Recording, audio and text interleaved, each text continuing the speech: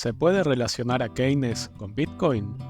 En este video voy a comparar las ideas económicas de ambos.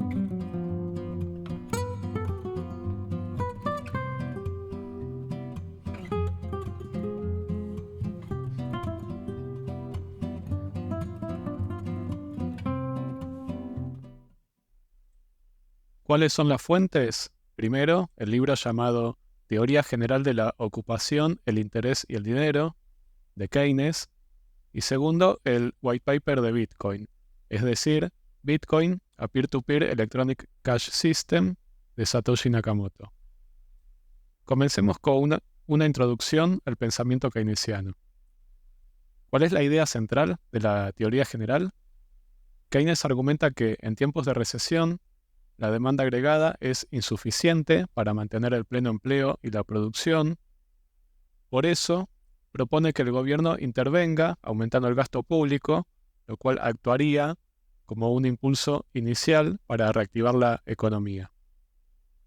Capaz escuchaste la metáfora de una chispa que enciende un motor para describir cómo el gasto público keynesiano busca reactivar una economía en recesión.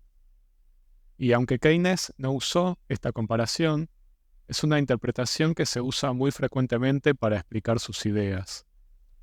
Nota de color: acá yo quise generar la imagen de Keynes con una dinamita para representar esa pequeña chispa que enciende la economía, pero la IA no me entendió y esto fue lo que conseguí. Parece que tiene una mecha o una bengala encendida.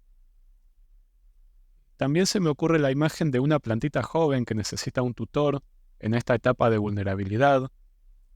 La planta representa la economía, el tutor, la intervención del Estado, y la planta necesita el tutor cuando es joven o está en un entorno adverso, como la economía durante una recesión, pero al crecer puede sostenerse por sí misma.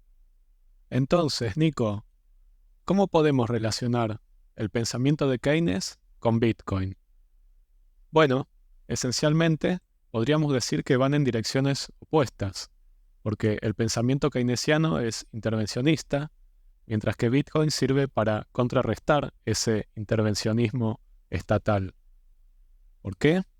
Porque la idea de Bitcoin es la de un dinero de par a par, es decir, sin intermediarios. Repasemos el white paper. Lo dice en el título, lo dice en la primera oración, en la segunda, en la tercera, y la idea se desarrolla a lo largo del documento. Voy a explicarlo en más detalle. Toma de decisiones. En la teoría keynesiana, el Estado es quien interpreta cómo es el nivel de actividad económica de la sociedad y decide si es necesario intervenir o no. Es decir, hay un ente central. En cambio, en una red de Bitcoin, no hay un ente central que determine cuánta actividad es suficiente o deseable. La actividad en la red depende del libre mercado, es decir, de la interacción entre los mineros, entre los usuarios y entre los mineros y usuarios. Para que haya un cambio a nivel protocolo, más de la mitad de los mineros debería ponerse de acuerdo. Si, por ejemplo, en una de las redes de Bitcoin la mayoría de los mineros concuerdan en modificar esta característica, entonces podría afirmarse que esa red ya no sigue la idea de Bitcoin. Políticas monetarias. Hoy, los protocolos de la red de Bitcoin tienen una política monetaria estricta y predeterminada. Las monedas nuevas se emiten en cada recompensa por bloque hallado.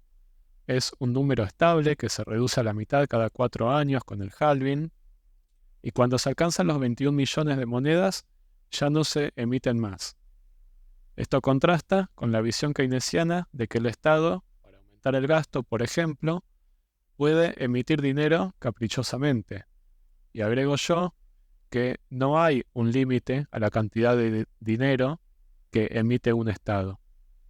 En palabras simples, en Bitcoin los políticos no tienen la máquina de imprimir billetes, por lo tanto no pueden emitir para aumentar el gasto.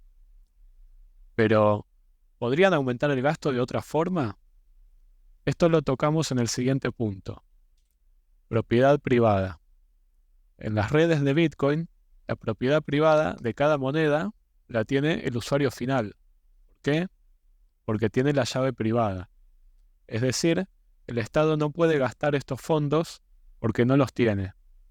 No los puede confiscar, no puede hacer reserva fraccionaria, ni puede obligar a que los usuarios los gasten.